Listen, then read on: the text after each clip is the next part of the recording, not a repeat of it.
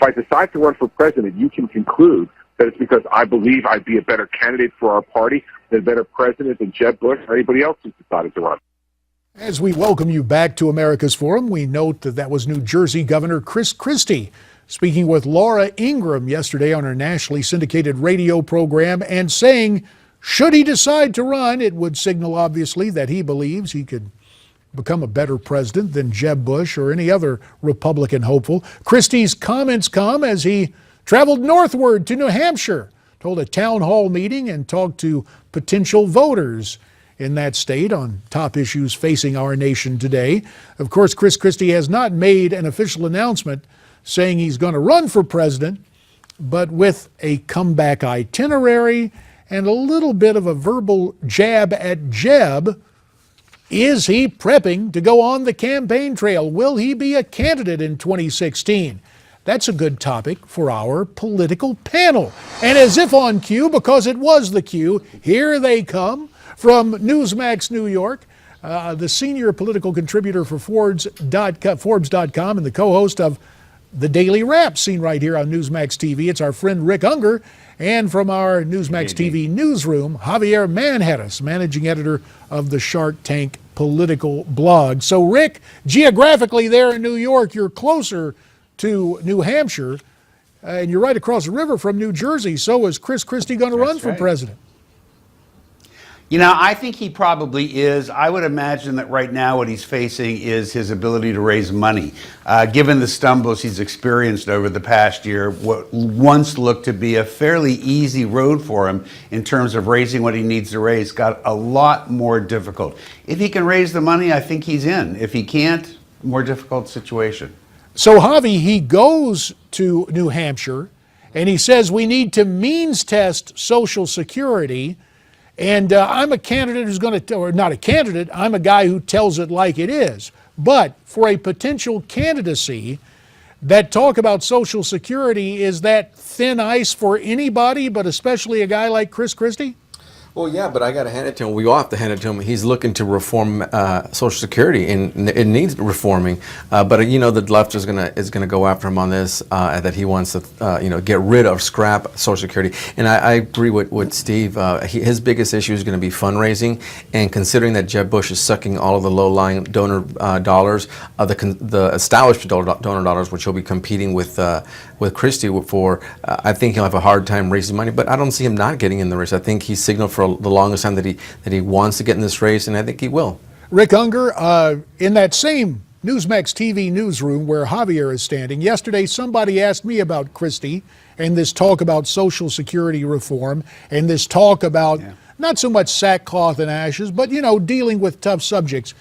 It struck me that if the money problems are there, it's as if Chris is setting up a preemptive legacy. In other words, if he doesn't get in, at least he says, I'm the guy who had the guts to talk about this, and it could give him a back door to the vice presidency. Any truth to that rationale? It's an interesting rationale. I got to tell you, JD, and I say this at the risk of ruining whatever might be left of Chris Christie's career, because they don't like it when progressives weigh in and agree with conservative candidates. I wrote a column yesterday very much congratulating Governor Christie on what he had to say about Social Security. It's something that I've been saying for years. So I very much admired that not only was he willing to say it, but the policy that he laid out was actually a very intelligent, well thought out policy. I would change some things on the edges, but it was pretty darn good. Look, I think he may be onto something here that not many people have picked up on, and that is that Social Security may no longer be the third rail of American politics. Good for him for bringing it up. I hope other candidates will pick up on it. And yeah, you could be exactly right. He may be clearing the ground for that vice presidential nomination, but I'm not sure that being from New Jersey is helpful in that regard. Well, the whole notion, whether it's running for the #1 spot or the #2 spot, Javier, we've got about 30 seconds for an answer on this. As guts up as he is on Social Security, he's just completely all in for amnesty. Is that another deal killer with the Republican base? 30 seconds. It is when it comes to the Republican primary, and I don't agree that he's as conservative as Steve said he is, but Rick says he is. But you know what? At the end of the day, you know, I expect a very contentious race between all these. I would say at least 10 Republican presidential nominee or candidates. So if he gets in, he gets in. If he doesn't, I'm not going to sleep over it. There are already a whole lot of candidates from whom we can choose, or at least there's the potential for that. Gentlemen, we're going to ask you to repair to your respective corners. It's been far too gentlemanly. We'll try to knock it loose here with our political panel after this time out. But the question is if you would attend to a gay wedding.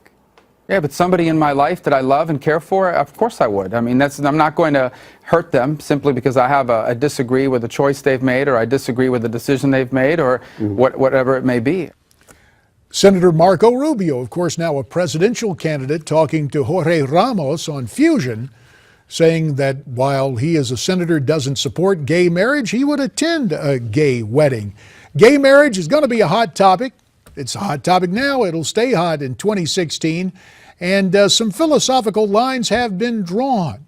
So will Marco's comments hurt him in the race for the Republican nomination? Let's continue the conversation with our panel. On the left, although he'll show up screen center from Newsmax New York, our friend Rick Ungar. On the right from the Newsmax TV newsroom, and it correlates both in terms of screen spot and political philosophy, Javier Manjarres.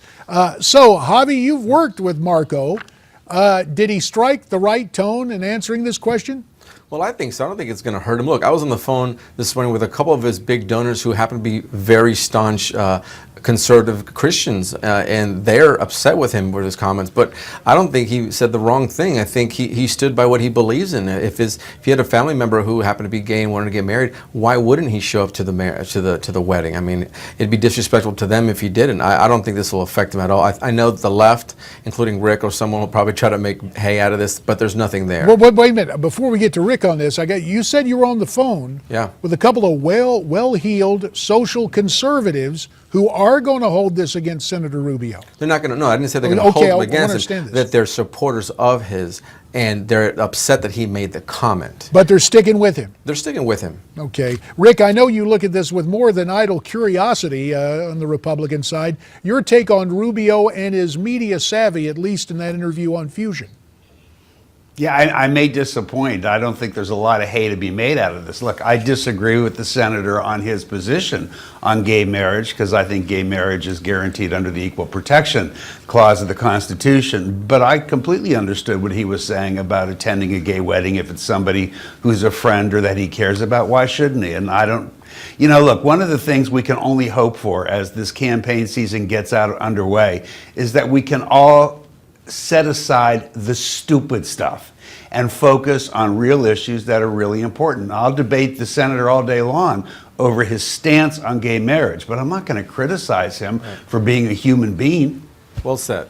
Well, speaking of the human condition, we will turn to another famous Floridian who's probably going to get in this race. That would be former Florida Governor Jeb Bush. And speaking of family relationships, one of his brothers, who happens to be a former president of the United States, said yesterday that the biggest challenge for Jeb is having George W. for a brother. So an interesting analysis from the former president. Does that help take the weight off Jeb for George W. to acknowledge that? I ask you first, Rick Ungar. You know, it's a great question. I don't know if it takes the weight off or not. I think it tells us more about George W. You know, even back when he was president, and I was not a big fan, to say the least, of the way he did his job as president, I did always say that George W. Bush was invited over for dinner anytime he wanted to come because I believed, and I continue to believe, he is a fundamentally decent guy who wanted to do well. It just didn't go very well, in my opinion. So I wasn't at all surprised to hear him acknowledge that. He's a straight up guy. He is. Again, not the president I'd hoped he would have been by any stretch of the imagination, but he's a straight up guy, and he called it the way it was, and good for him. George W.'s charm notwithstanding, Javi, does it still create a problem for Jeb being the third Bush wanting to become president? Well, first of all, George W. Bush was a great president. He kept us safe. As opposed to now, how we are standing around the world.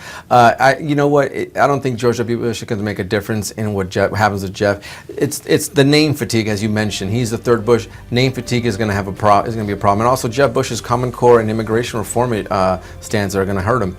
Well, we know that that several Bushes are out there, and Jeb is the latest to run. We know there's another Clinton that wants to run, and in the days ahead, we'll talk about Hillary. For now, to Rick and Javier, our thanks, and the way I see it when we come back.